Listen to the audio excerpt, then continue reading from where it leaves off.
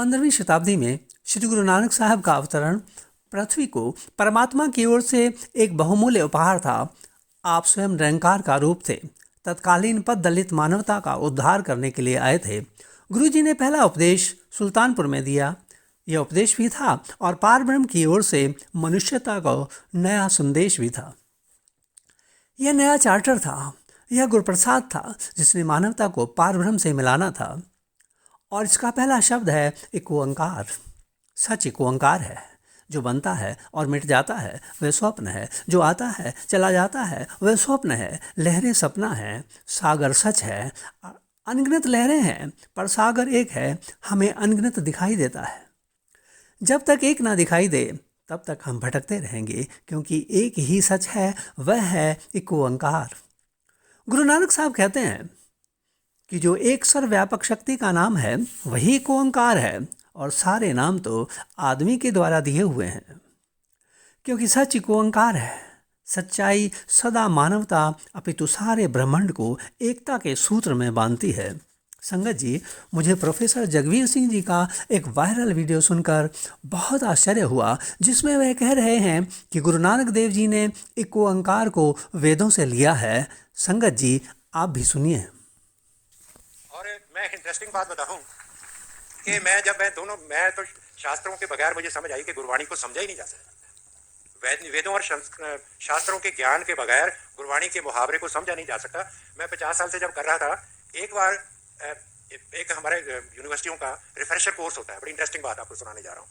तो मैं तो वेदों का गुरबाणी का साथ में जो संबंध था उसको मैं पढ़ाता था। तो एक पार्टिसिपेंट खड़ा हो गया, कहता सर आप तो गुरबाणी को हिंदुइज्म की तरफ लेके जा रहे हो। मैंने कहा मैं नहीं लेके जा रहा, ये खुद ही जा रही है। वो कहता कैसे जा रही है? मैंने कहा गुरु ग्रंथ साहब का पहला पन्ना, पहला अक्षर, वहां से देखो, शुरू करो। मैं कहा मैं थोड़ा कह रहा हूँ, मैंने तो पढ़ा, आप तो बिना पढ़े कह रहे हो। मैं कहा वो क्या है? मैं बता दूं आपको वो क्या है। पहले गुरु ग्रंथ साहब की शुरुआत कहाँ से होती है? वो है एक ओंकार सत्य नाम कर्ता पुरुष निर्भव निर्वैर अकाल मूर्त आयुनी सैभंग गुरु प्रसाद। वो थोड़ा कंफ्यूज हो गया, कहते चलो आपकी बात मान लेते हैं कि गुरु जी ने ओंकार तो ले लिया हिंदुइज्म से, पर एका लगा दिया, एका अपनी तरफ से लगा दिया। मैं कहा बेटा एका तो ऋग्वेद में पहले मौजूद है। प्रोफेसर साहब, आपके कहने का क्या तात्पर्य है?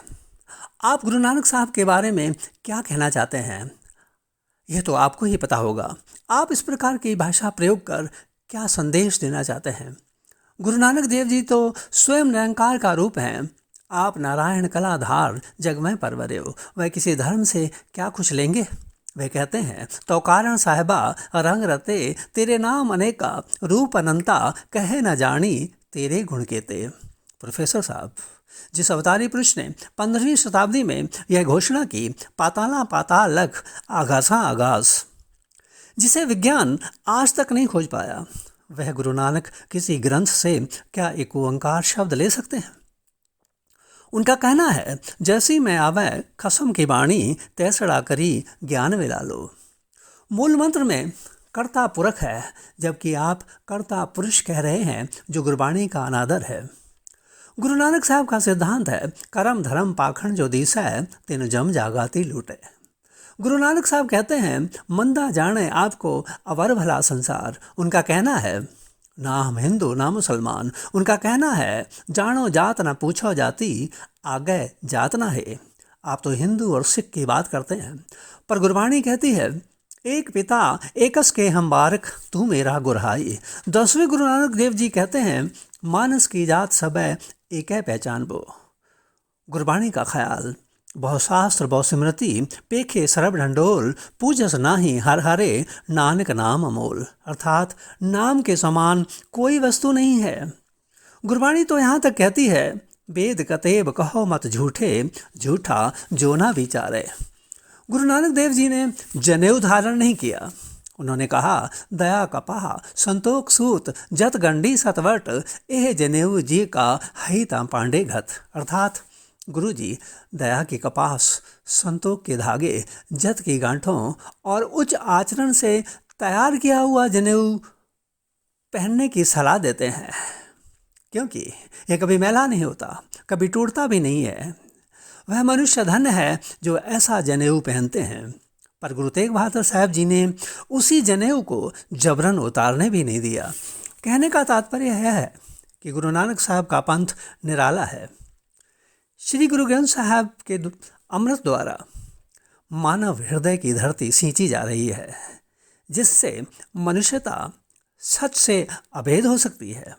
सच का संग चला जा रहा है। इस संग का अनुशासन यही है, मनुष्यता एक है, सच एक है, धर्म एक है। धर्म व्यक्तित्व का सत्य पद तक विकास है। साधन एक है, सुरत शब्द में जोड़ना या प्रेम। पार ब्रह्म परमेश्वर एक है। इसलिए धन गुरु नानक देव जी ने अंक गणित के एक को प्रकट कर ओंकार से पूर्व में रखकर संसार को यह संदेश दिया कि परमात्मा के हिस्से नहीं किए जा सकते।